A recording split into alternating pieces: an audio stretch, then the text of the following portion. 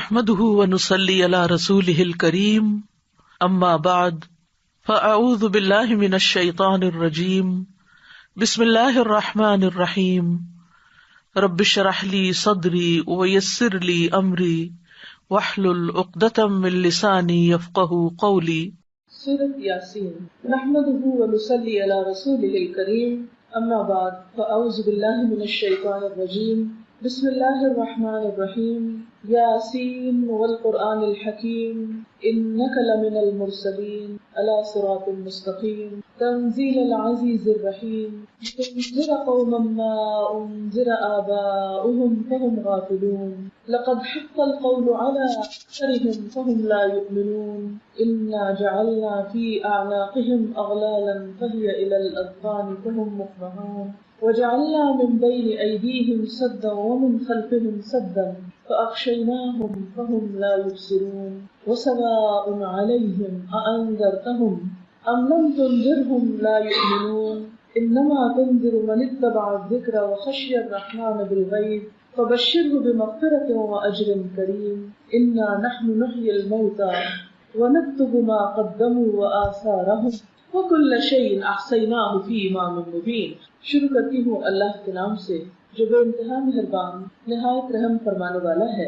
یاسین، قسم ہے قرآن حکیم کی، تم یقیناً رسولوں میں سے ہو، سیدھے راستے پر ہو، اور یہ قرآن غالب اور رحم کرنے والی ہستی کا نازل کیا ہوا ہے تاکہ تم خبردار کرو ایک ایسی قوم کو جس کے باپ دادا خبردار نہ کیے گئے تھے اور اس وجہ سے وہ غفلت میں پڑے ہوئے ہیں۔ ان میں سے اکثر لوگ فیصلہ عذاب کے مستحق ہو چکے ہیں، اسی لیے وہ ایمان نہیں لاتے۔ ہم نے ان کی گردنوں میں توق ڈال دیے ہیں جن سے وہ تھوڑیوں تک جکڑے گئے ہیں، اس لیے وہ سر اٹھائے کھڑے ہیں۔ ہم نے ایک دیوار ان کے آگے کھڑی کر دی ہے اور ایک دیوار ان کے پیچھے، ہم نے انہیں ڈھانپ دیا ہے، اب انہیں کچھ نہیں سوچتا، ان کے لیے برابر ہے، ہاں تم انہیں خبردار کرو یا نہ کرو، وہ نہیں مانیں گے۔ تم تو اسی شخص کو خبردار کر سکتے ہو جو نصیحت کی پیروی کرے اور دن دیکھے خدائے رحمان سے ڈرے، اسے مغفرت اور اجر کریم کی بشارت دے دو۔ ہم یقیناً ایک روز مردوں کو زندہ کرنے والے ہیں، جو کچھ کام انہوں نے کیے ہیں وہ سب ہم لکھتے جا رہے ہیں، اور جو کچھ آثار انہوں نے اپنے پیچھے چھوڑے ہیں وہ بھی ہم لکھ رہے ہیں۔ ہر چیز کو ہم نے ایک کھلی کتاب میں درج کر رکھا ہے۔ یہ سورۃ یاسین کا پہلا رکوع تھا جو میں نے آپ کے سامنے پڑھا، اور اس کا ترجمہ بھی آپ نے سنا۔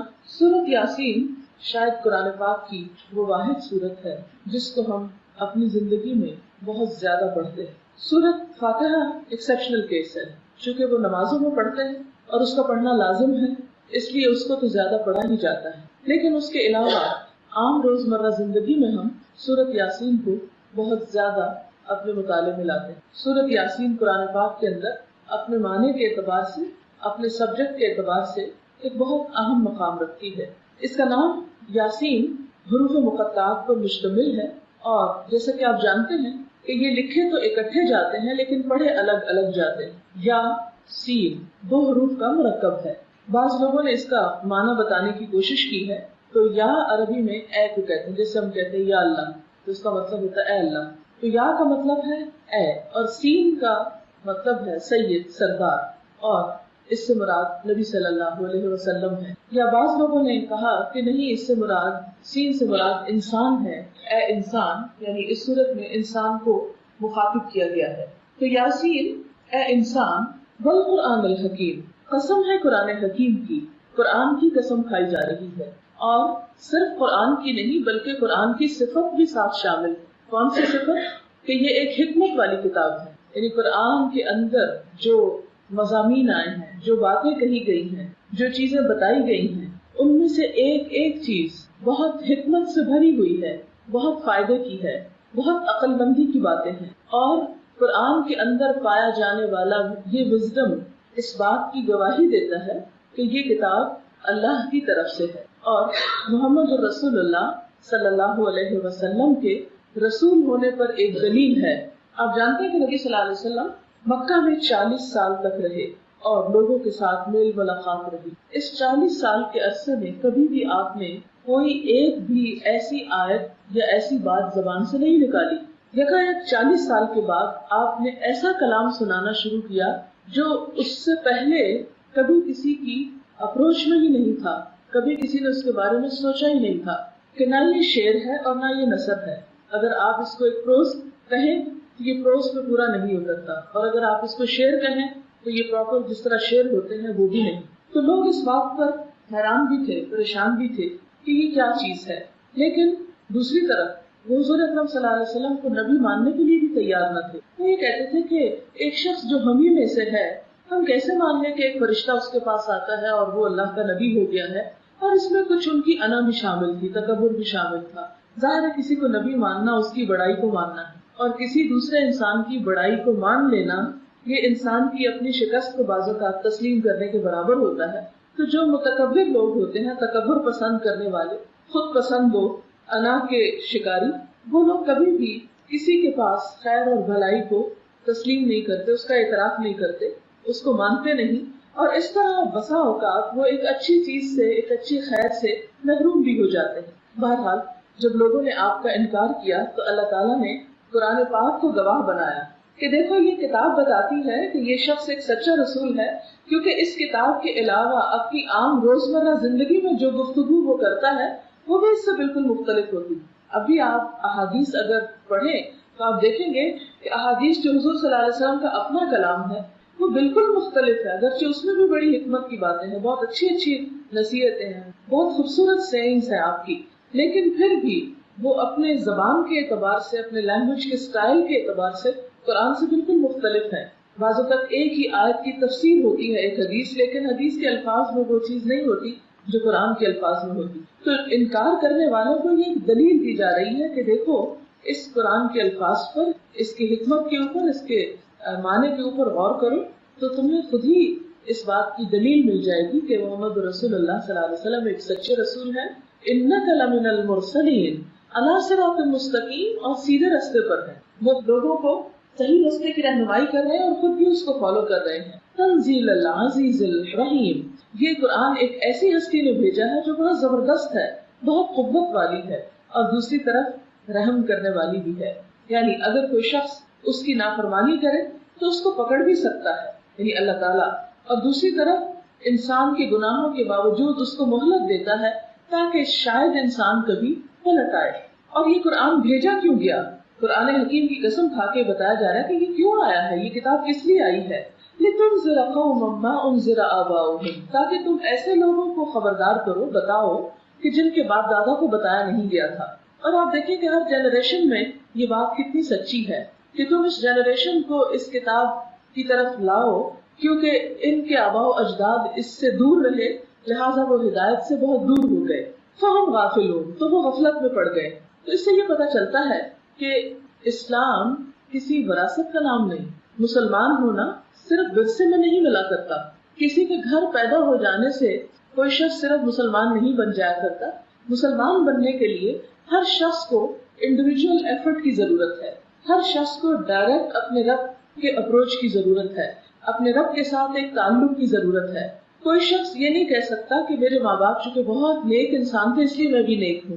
نہیں، ہر شخص کی نیکی اور اس کا کردار اور اس کا اخلاق اور اس کا عمل اس کے اپنے ساتھ ہے. بعض اوقات اولاد ماں باپ سے بھی بڑھ کر نیک ہوتی، اور بعض اوقات نیک ماں باپ کی اولاد بھی بہت نالائق ہو سکتی ہے. یہ ایسا ہی ہے جیسے کوئی شخص یہ نہیں کہہ سکتا میں ڈاکٹر ہوں کیونکہ میرے والد ایک ڈاکٹر تھے. کبھی آپ کسی ایسے شخص کو ڈاکٹر ماننے کو تیار نہیں ہوں گے کہ جس کے والدین ڈاکٹر ہوں. ڈاکٹر بننے کے لیے ایک شخص کو خود اپنی پرسنل ایفرٹ کی ضرورت ہوتی. اسی طرح ایک اچھا انسان بننے کے لیے، ایک مسلمان بننے کے لیے ہر انسان کو خود اپنی کوشش اور اپنی محنت کی ضرورت ہے.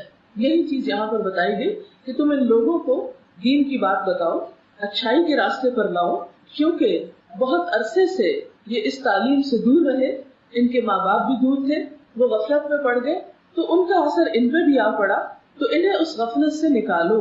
لیکن بات یہ ہے کہ ان میں سے اکثر لوگ فیصلہ عذاب کے مستحق ہو چکے ہیں، اس لیے وہ نہیں مانتے. کہ نبی صلی اللہ علیہ وسلم نے جب بتانا شروع کیا تو بہت سارے لوگوں کے لیے یہ پیغام اور یہ بات ایک نئی بات تھی.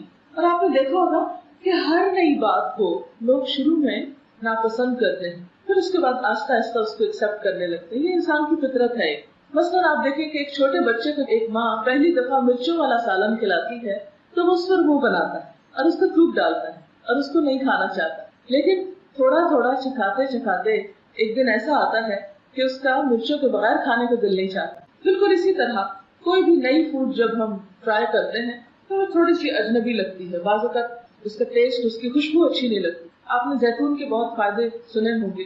جو اولیو آئل ہوتا ہے وہ کولیسٹرول فری ہوتا ہے، لیکن اس کے باوجود چونکہ ہم لوگ یوز ٹو نہیں اس کو کھانے کے، تو اس میں پکی ہوئی چیز ہم شوق سے نہیں کھاتے یا کھا نہیں سکتے. لیکن جن علاقوں میں لوگ اسے کھاتے ہیں وہ دوسرا تیل استعمال نہیں کر سکتے. تو یہ ایک بالکل انسانی فطرت ہے کہ کوئی بھی نئی چیز انسان کے سامنے جب آتی ہے تو اسے بہت آسانی کے ساتھ وہ قبول نہیں کر سکتا. اس لیے اللہ تعالیٰ فرماتے ہیں کہ تم ان کو خبردار کرو. اور ان میں سے بہت سارے لوگ جو ہیں وہ اس پیغام کو نہیں بھی مانیں گے.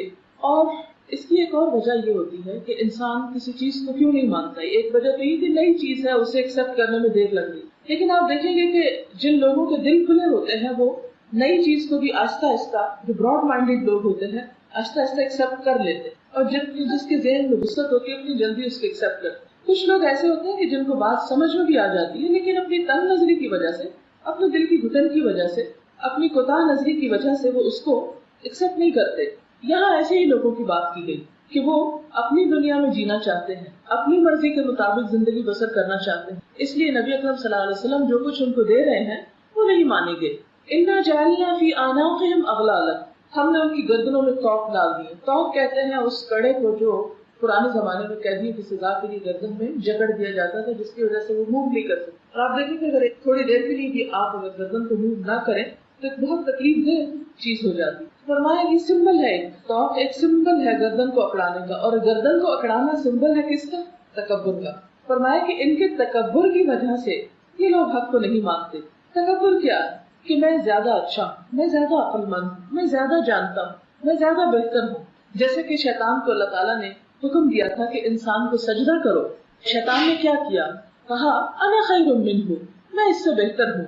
خلقتنی من نار وخلقتہ من طین، مجھے تو نے آگ سے پیدا کیا، اس کو مٹی سے پیدا کیا، میں زیادہ اچھا ہوں، میں اس کے آگے کیوں جھکوں. لہٰذا اس کا یہ انکار اس کے تکبر کی وجہ سے تھا. اسی لیے جو لوگ دنیا میں تکبر کا شکار ہوتے ہیں، اپنے آپ کو بڑی چیز سمجھتے ہیں، وہ اللہ کی بات پر توجہ بھی نہیں دیتے، اسے سننا ہی نہیں چاہتے، اور سن کر اس پر عمل بھی نہیں کرنا چاہتے. کیونکہ بسا اوقات تکبر کی وجہ سے وہ قبول نہیں کرتے، اور بسا اوقات اس لیے قبول نہیں کرتے کہ پھر اسے قبول کر کے انہیں اپنی کچھ عادتوں کو چھوڑنا پڑتا. اور وہ سمجھتے ہیں کہ ان چیزوں کو چھوڑنے سے ان کی وہ شان و شوکت میں شاید کچھ کمی آ جائے، اس لیے وہ بات ماننے سے انکار کرتے ہیں. پھر فرمایا وَجَعَلْنَا مِن بَيْنِ أَيْدِيهِمْ سَدًّا، ہم نے ایک دیوار ان کے آگے کھڑی کر دی. وَمِن خَلْفِهِمْ سَدًّا، ایک دیوار ان کے پیچھے ہے. فَأَغْشَيْنَاهُمْ، اوپر سے بھی ڈھانپ دیا ہے. فَهُمْ لَا يُبْصِرُونَ، وہ دیکھ ہی نہیں سکتے. یعنی جب ایک شخص اپنے آپ کو بڑی چیز سمجھنے لگتا ہے تو پھر اس تکبر کی وجہ سے اللہ تعالیٰ اس کو ایک سزا دیتے. اور وہ سزا کیا ہوتی ہے کہ اس کو حق بات سمجھنے کی توفیق نہیں دیتے. اور اس کو اس سے تشبیہ دی گئی کہ جیسے کسی شخص کے آگے بھی دیوار ہے. مثلا اس وقت ہم ایک کمرے میں بیٹھے ہوئے ہیں، ہمارے سامنے بھی دیوار ہے، ہمارے پیچھے بھی دیوار ہے، اور ہمارے سر پہ بھی چھت ہے. لہٰذا ہم اس کمرے سے باہر کچھ نہیں دیکھ سکتے. بالکل تکبر کرنے والا شخص اپنی ذات اور انا کے خول میں اس طرح بند ہو جاتا ہے کہ وہ نہ آگے دیکھ سکتا ہے نہ پیچھے دیکھ سکتا ہے، نہ اسے اپنے مستقبل کی کوئی فکر ہوتی ہے اور نہ اپنے ماضی سے کوئی سبق لیتا ہے. اور اوپر سے بھی ڈھانکے ہوئے کہ اللہ کی طرف اس کا کوئی دھیان نہیں ہوتا، توجہ نہیں ہوتی، رجحان نہیں ہوتا، تعلق نہیں ہوتا. لہٰذا ان کو کوئی بات بھی سمجھ نہیں آتی، ان کو فائدہ ہی نہیں ہوتا. پھر فرمایا وَسَوَاءٌ عَلَيْهِمْ، ان کے لیے برابر، ایسے لوگوں کے لیے برابر ہے. کیا؟ أَأَنذَرْتَهُمْ، خواہ تم ان کو ڈراؤ، أَمْ لَمْ تُنذِرْهُمْ، یا نہ ڈراؤ، لَا يُؤْمِنُونَ، وہ نہیں مانیں گے. یعنی آپ ان کو کوئی نصیحت کریں یا نہ کریں، خبردار کریں یا نہ کریں، کوئی ڈر والی آیت سنائیں یا نہ سنائیں، وہ سب سنی انسنی کر دیتے ہیں، ان کو کچھ سمجھ نہیں آتی.